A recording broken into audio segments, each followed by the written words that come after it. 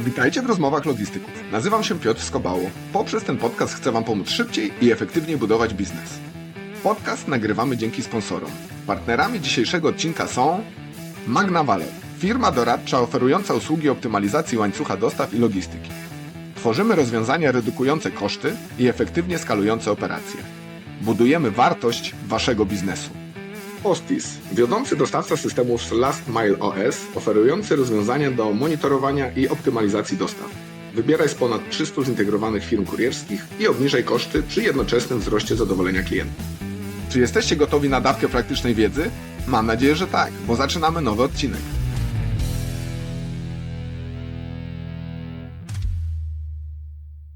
Hello guys, it's another English episode of Rozmowy Logistyków, so Logistic Talks. Welcome to today's episode.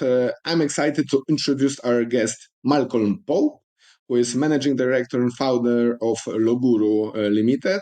With over 30 years in supply chain logistics, Malcolm brings a wealth of experience from global roles at companies like Heinz and RHM, where he led major procurement and logistics transformations. In 2017, he founded Loguru to help companies build smarter, more resilient supply chains with a strong focus on sustainability, ethics, and practical technology. We are also working together as vice presidents in Tompkins Ventures.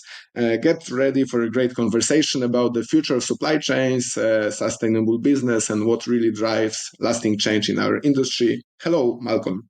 Hello, Piotr. Thank you for inviting me on here. And the first thing I'm going to say is apologies. Like many people from this island, I have limited linguistic skills, whereas everybody in the continent generally are polyglots.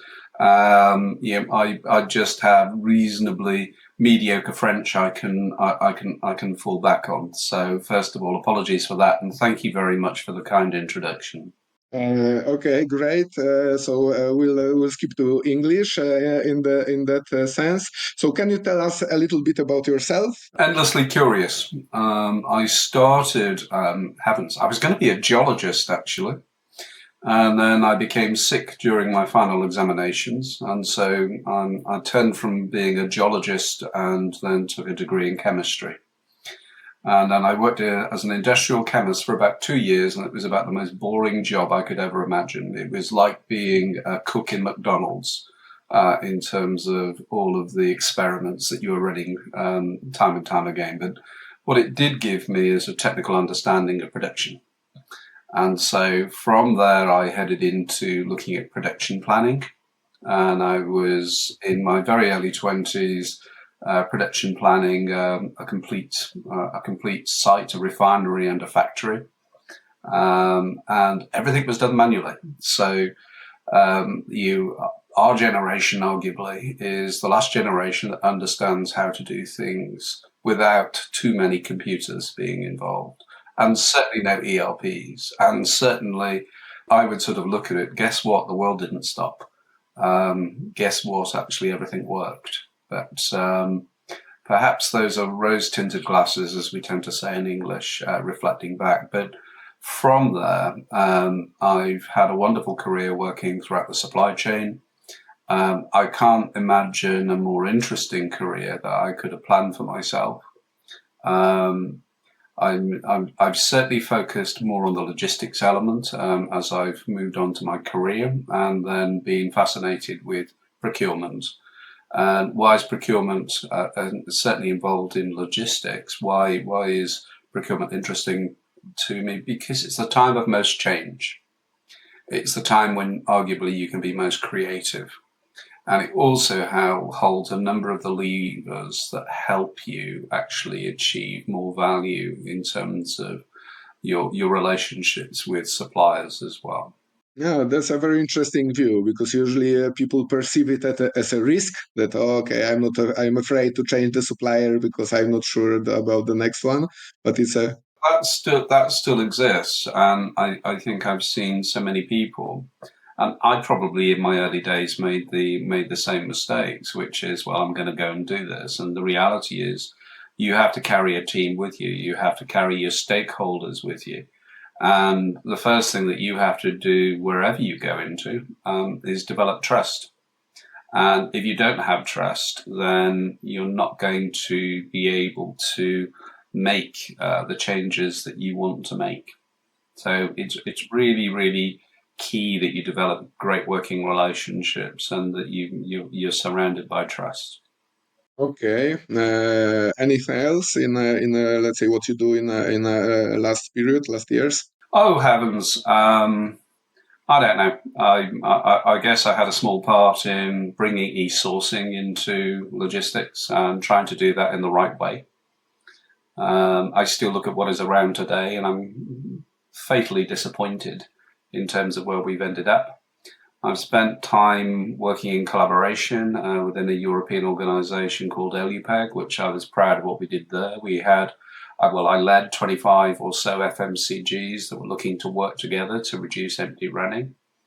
And that took me to the Houses of Parliament in the UK and the European Commission in Brussels. And heavens, I'm just a simple logistician. So why am I talking to all of these wonderful people? It got me invited to the weekend in which Hungary basically entered into the European Union, and I was at a supply chain and logistics conference there. I'm utterly fascinated. I think for me, I've worked certainly extensively across Europe. In spite of our arguments about Brexit, I feel that I am absolutely a European. And we're living on the same continent. I think we should have the wisdom to be able to work together in the best way that we possibly can. But I've also worked further out in China and Southeast Asia as well. I've really had those global roles. I've spent an awful lot of time looking on how we manage supplier performance and how, more importantly, we manage supplier relationships and actually building those, because the habit that I see within the industry at the moment, and from the number of times that I will go and have a look at other processes, so other people's review processes, they're all rear view mirror. They're all focused on the here and now or the near future. And there are no dreams contained within those review mechanisms. There are no possibilities. There's very little innovation. And I call this, I think we're at the stage in the logistics industry, I call it Pavlovian logistics. And what do we mean? Well, Pavlov and Pavlov's dogs and the experiments that he did. Yeah. So I think it is, the light is going on and the industry is salivating, but actually there's no meal. And I think that for me is utterly fascinating. I mean, I guess the question comes, why do I do what I do now? I could have retired. I'm old now. I was 60. I'm 60 this year. But I'm endlessly fascinated. I'm endlessly curious. And I was always told my thinking was 10 to 20 years ahead. Maybe that was the excuses my bosses made for, go away, Malcolm, it's not right now. I always think there are better possibilities for the industry and better ideas out there, and that's actually got worse as I've grown older. There's a sense of frustration. Maybe it's because the sand is running through the egg timer. So let's try to, let's say, break it into pieces a little bit what you are doing, because you are also let's say having a great podcast in UK, and also, let's say, talking about logistics and supply chain. What inspired you to start podcasting in the UK logistics space, and how this journey has evolved? Okay, and as ever, I'm complicated, so there are a number of things that come into it. So the first thing was the sense of growing older, and I've had the great fortune of meeting thousands of people in our industry over the years, and some of which have been, and still are, utterly fascinating and fantastic people, all with stories to tell. And I think the next thing that struck me is that before we had universities, schools, books, and all of that, how we learnt was that we told each other stories. And within our stories was our folklore and everything about it. So there was a view of getting people to tell their stories, so we captured them so that they weren't lost. Because people that work in logistics and supply chain, we're not politicians, we're not movie stars, we're not great artists. but we still have a story to tell. And, Yeah, it's a very, very interesting way to put it. Yeah, okay, go on. and the final element really was during the pandemic. So I created something called the Logistics Collective on a whim, because it was quieter during the pandemic. The first thing that companies did was we don't need any consultants until they did. But you got some quiet and some thinking time. And I also understood that we had quite a load of people in the industry that might be a bit disconnected. So I put the Logistics Collective together to have, a number of Teams or Zoom calls and to try and actually just keep people's mood in a positive direction, and maybe try and find some things that we could do to help. So, we made donations to local hospitals for coffee machines and to keep them running, and really all of that. But then when the pandemic ended, it would be, what am I going to do with this? And so all the ideas about, our logistics and supply chain movie stars and growing a little bit older and recognizing that, everybody's got these stories to tell. I wanted to start. And I also wanted to act as a little bit of a beacon to persuade people, because this industry and this function, it is not, well, I think it's glamorous. But the perception of somebody coming in from, let's say, university or early stage career is, that doesn't look particularly sexy. And I've got to say, dig a little bit deeper, because this is the most fascinating discipline you can work in any part of the business. It is continually changing, it's continually developing, and it is continually stimulating and interesting.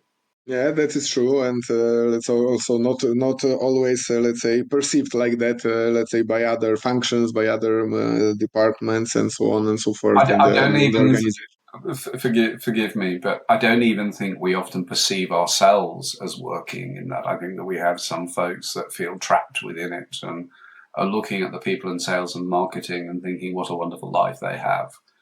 Well, they don't. Um, but the arena that we're in is all about connecting everything together, making things work, and we're the magic. You know, you can wave Yeah, a no, that's putting dots together and let's say seeing the results for sure. Let's say works on dopamine as well. Yeah, if you see this result, which is let's say happening, which at the end can be even this small package at the door of the customer who is happy. And yeah, I know what you mean. And how do you approach, let's say, finding and engaging? Because okay, you said about the beginning, but now, let's say, how do you find and how do you engage guests, let's say, who resonate with what you do or who you think are interesting? So, what would be your key to let's say to inviting someone to record a podcast? So you're encouraging me to give away all of my secrets now. Fair enough. I'm Um, asking also for myself. I yeah, already I invited sort of you. got that. I sort of got that. But look, I believe you have to be generous of spirit in this life. To a large extent, it really started with perhaps the people that I knew, and I've had good fortune that people that I've known have moved on in their careers and become very senior. Um, but then it really moved to, it was a very good opener, strangely enough.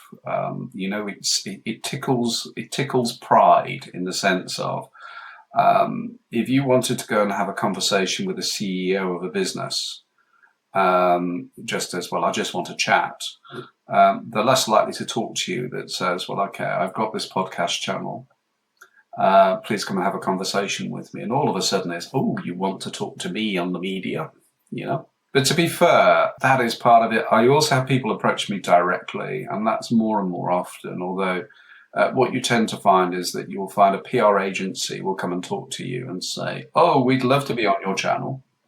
And obviously the PR agency is being paid. We do not take money for what we do, full stop. That's a decision. But the reason why we don't take money is that we run our programming to really focus on what I think the listener wants to understand, and I want to get under the skin of people, less about products and more about people, because the products change, but the people are fairly constant, and the people are interesting. It's a snapshot in their lives, and I think that's what is interesting. So to a large extent, what I won't do is an infomercial. I don't believe in infomercials because everybody knows it anyway. Hey, I'm talking to this person and it's the best thing since sliced bread. Nobody's going to believe me. Yeah, no, okay, I know what you mean. And has podcasting helped build your consulting brand and let's say your professional network in that sense? Okay, you said a little bit about this, but how do you look at it? Clever marketing should be a gift. It should be a gift that stimulates. I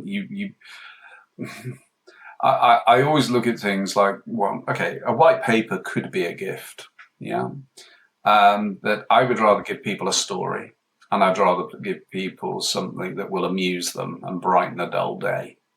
And podcast is part of that. I view marketing in the way that we treat it is it's a little bit like a heartbeat to say we're still here.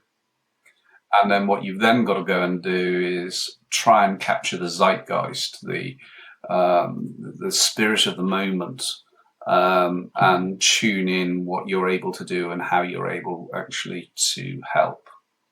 But I think there's a degree now of introspection that is occurring, purely and simply because it's easier to look within yourself and look at the chaos in the world at the moment.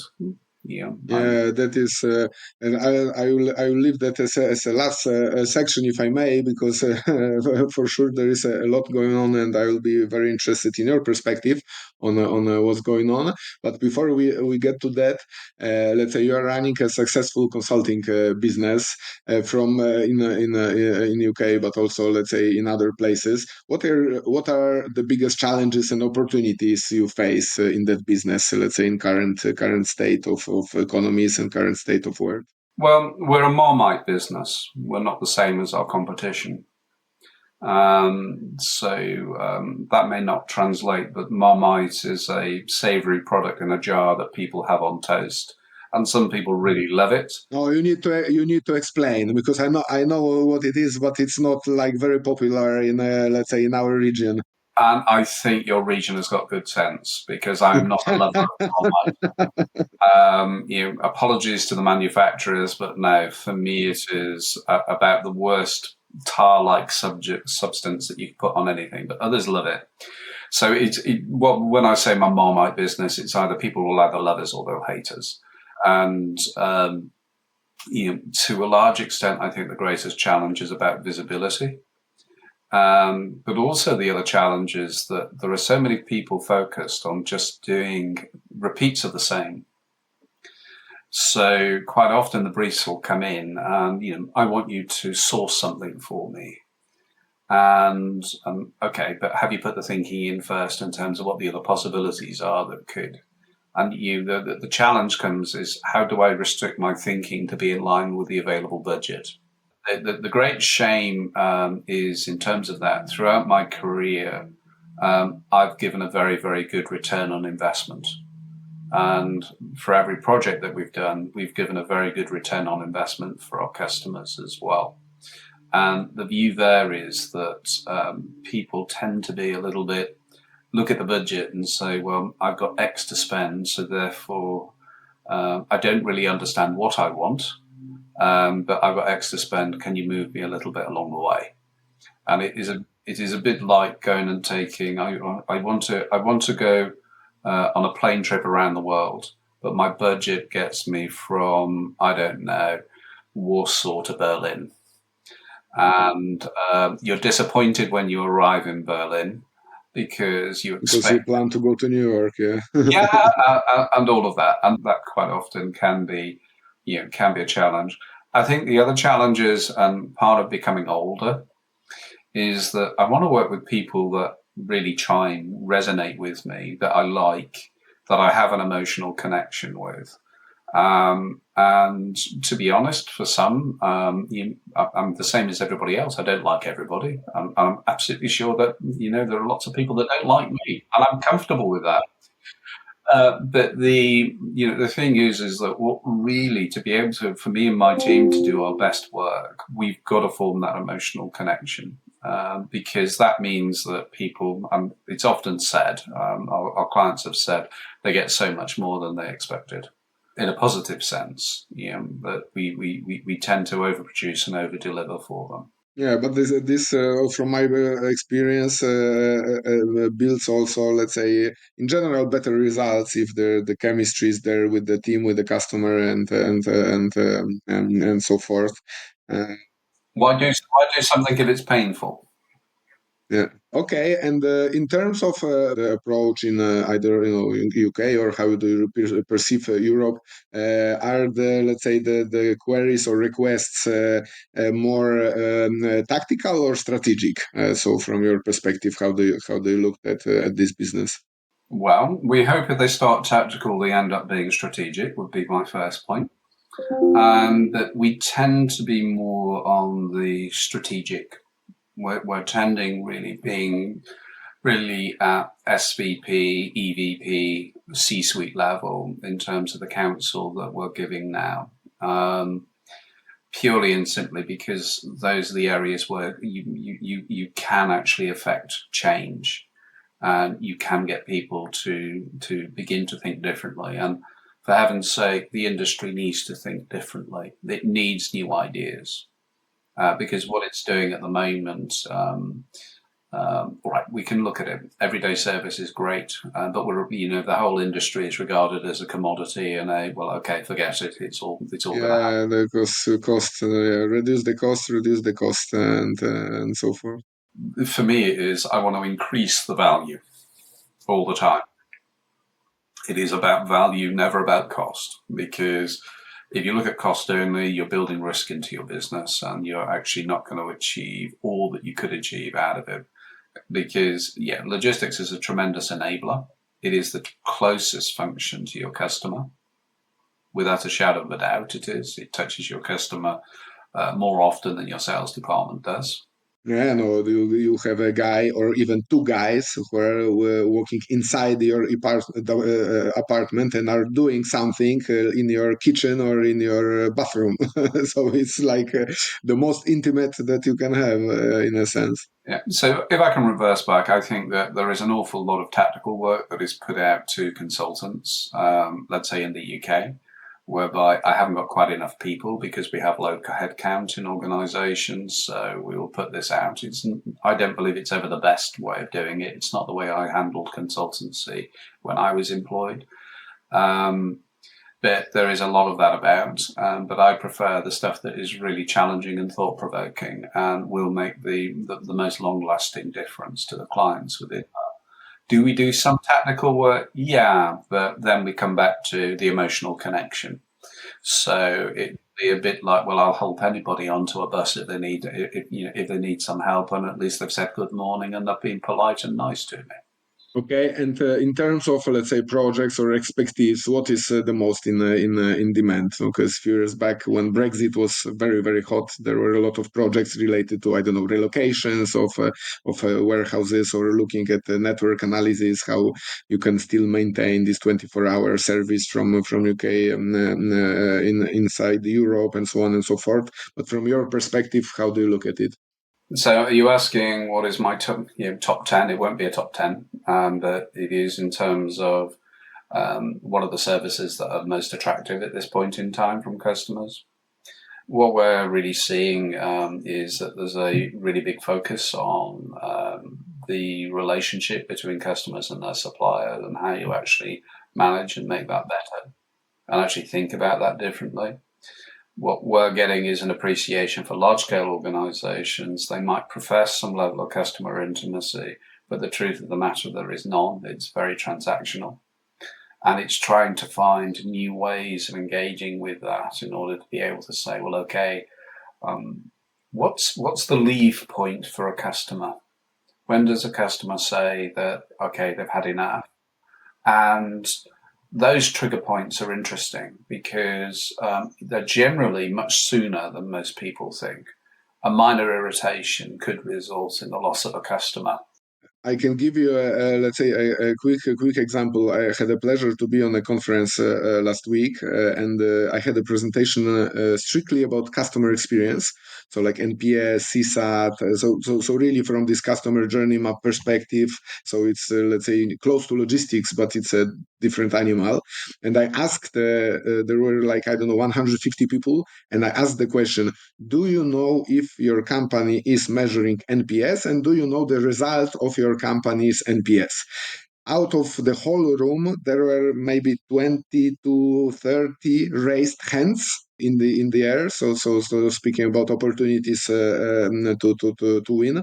So we are not even in a measured way asking customers what they think about us, which should be in a way people get worried that we get negative comments. I'm always laughing. It's a free advice from the customer what we could do better. Yeah. We're now actually investing in technology solutions to look at this because we've got a very heavy approach in terms of large-scale strategic relationships. Heavy, detailed, thoughtful, but we've now recognised that when you're looking at a customer that might have tens of thousands, you are a client. When you look at a client that might have tens of thousands of customers, you look at the Pareto and you will say, well, at best, maybe that top 20% they might focus on. But all of the rest will be treated as a tail, and it will be really lip service. It's not going to be particularly good. Now, then the next overlay that you get is that you tend to find that your largest customers have the lowest profit. So what you're then saying, because you want to win this piece of business, so I want to get my 100 million a year. But you'll do that at small margin. And then you'll forget all of the guys further down that list that might be giving you 15, 20% plus margin. And so to a large extent, we need to have some more intelligence applied really within that. I mean, the other area that we're now looking at, we're looking at the smaller businesses that have struggled, logistics businesses. So we brought out a product called Pulse, which is looking to help quickly smaller businesses to understand their business maturity and what they need to do. And a heavy part of what I'm doing at the moment is e-learning. So we're coming up with a new product called Ignite, which I just want to give people access to great training materials for as cheaply as I possibly can. So, and what is often available in terms of training, it generally goes into 4, if not 5 figures. It's quite academic, and it's not written by people that have actually done the job. So what I'm doing is saying, well, okay, let's capture. So there's a theme here. You can tell I'm growing old. Let's talk to people and record them on podcasts. And let's actually get their thoughts so that we don't have this Groundhog Day effect. Because once you've been in a career for long enough, you see the same mistakes being made over and over and over again. And there have been solutions in place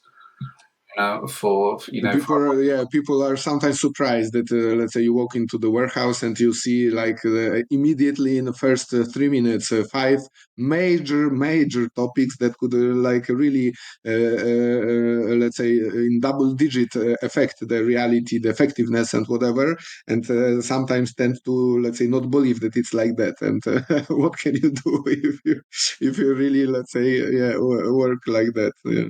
I mean, for me, out of kindness, I mean, my view of it is that I would rather give people a better chance by having a conversation with them, even if I'm not making any money as a result of the conversation. The view there is, well, okay, if we're giving somebody a chance going forward, then maybe at some point they might give me some due regard for that and come back and have a conversation. Yeah, that is true.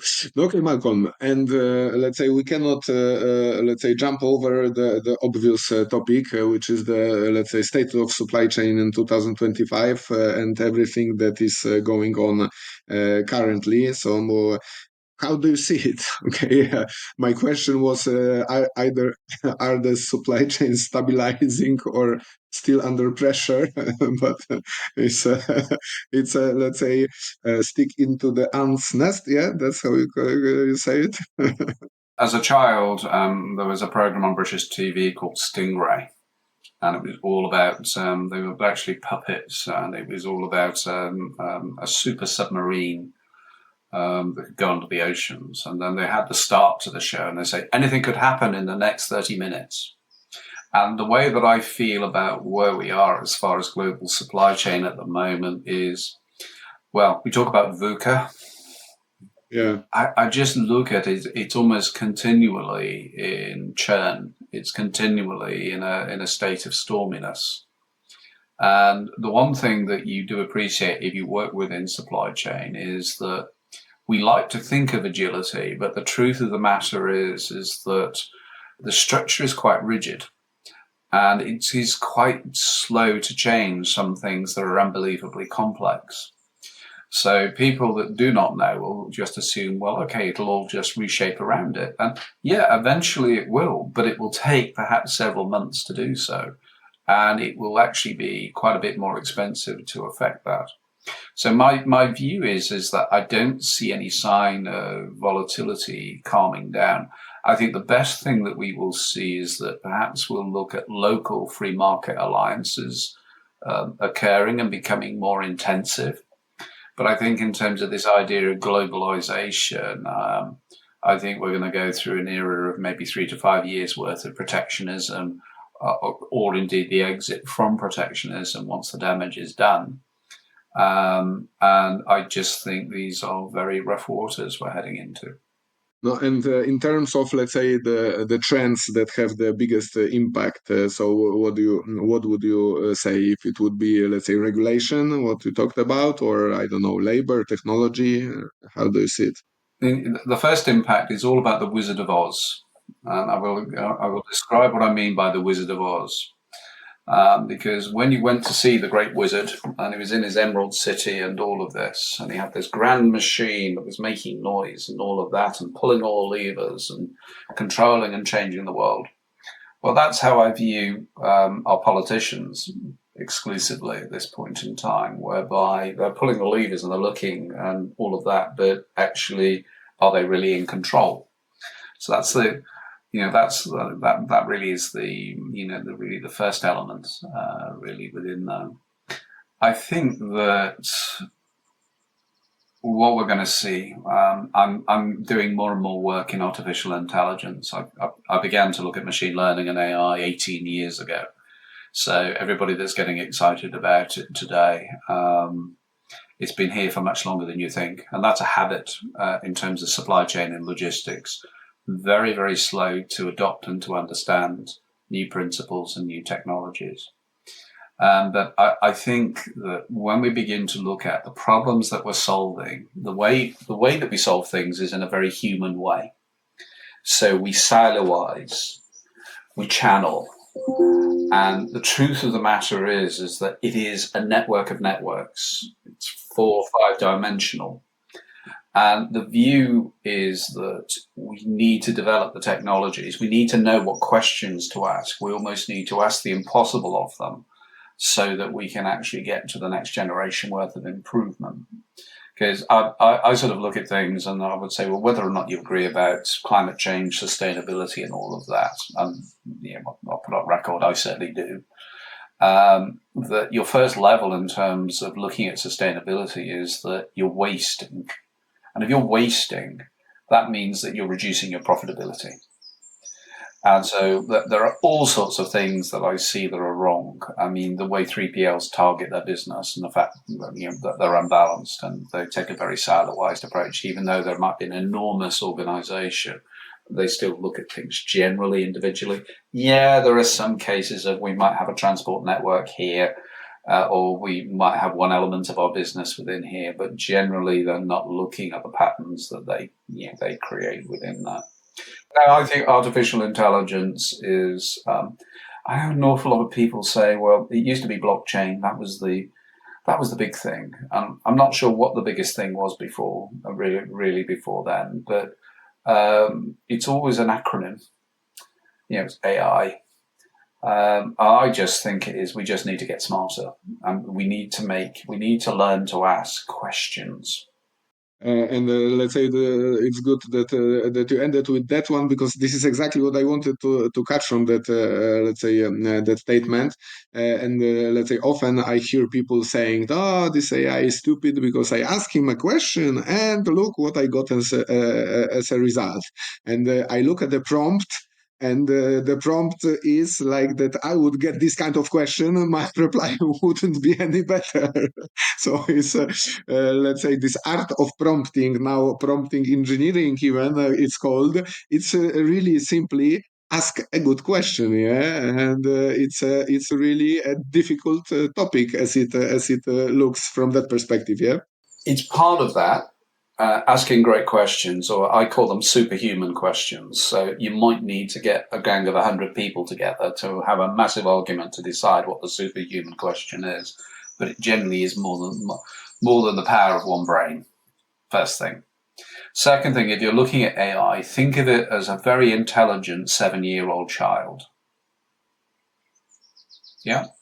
So the IQ, all of the intelligence is already built in, but it needs to learn, and it needs to actually be taught and coached and supported in the right way to come to the right conclusions. And I think that's what people will just dip in and say, well, okay, yeah, well, fine, I could have done this on Google. Well, no, actually, have a little bit more patience to engage with it. I'm doing wonderful things with it, and it's not just the crazy profile photographs that I'm amusing myself with.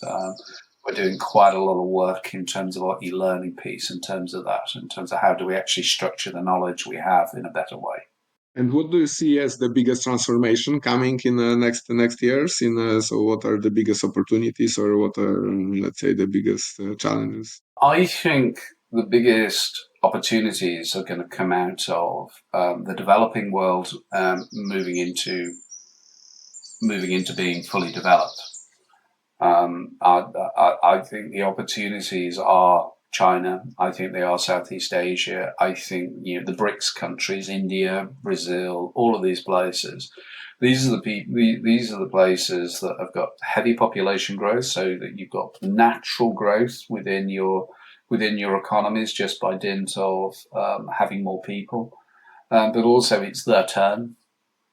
And so that's where I sort of look at. And then you've got Africa quickly coming up on the inside, this immense continent that, has been used and abused really in the past, but has tremendous opportunity. It has got wealth. It's got wealth of people, wealth of talent, wealth of resources. And so, I see that what we need to do, let's say from a Western arena, is to understand it, actually to try and help it, to trade with it. And actually we're going through a process of leveling up. And that's what I see as the key trend at this point in time. And it's going to feel uncomfortable on occasion, We've had perhaps an inbuilt sense of natural superiority, but I'll tell anybody, I'm just a human being, just like you, and that's the attitude that I believe that we need to take. Okay, very, very, very, very interesting, Malcolm. I think, let's say, I've asked all the questions that I had prepared for today. It was really, let's say, interesting to speak with you. I'm very happy that you agreed to join us on this podcast. We'll link up also, let's say, your UK podcast to our podcast description, just so that people can also, let's say, switch if they would like. Thanks for your time, and it was great speaking to you. You're very welcome, but you do understand that you're now almost mandated to come onto the Logistics Collective and be interviewed. I will be more than happy. And I'm already looking forward to it. Let's say I will bring my broken English to that, and let's say You have excellent English. I know your Italian's very good, but into that, therefore, your Spanish. I think you've probably got a little bit of reasonable German. So come on, do yourself some level of kindness. But for me, I tend to go back to. I'm almost taking you back as a regression. I want to go back to childhood. I now feel childhood it wasn't a long time ago, but it doesn't feel it. Okay, Malcolm, great to have you. Thanks for your time, and let's say, more than glad to join you later. Thank you for today, and have a great day. And to you. Okay, thanks. Dziękuję, że byliście z nami. Jeżeli macie temat, o którym chcecie, abyśmy porozmawiali, to dajcie nam znać w komentarzu. Sprawdźcie także ofertę naszych sponsorów. Dla przypomnienia, partnerami dzisiejszego odcinka byli Magna Valor, firma doradcza oferująca usługi optymalizacji łańcucha dostaw i logistyki. Tworzymy rozwiązania redukujące koszty i efektywnie skalujące operacje. Budujemy wartość waszego biznesu.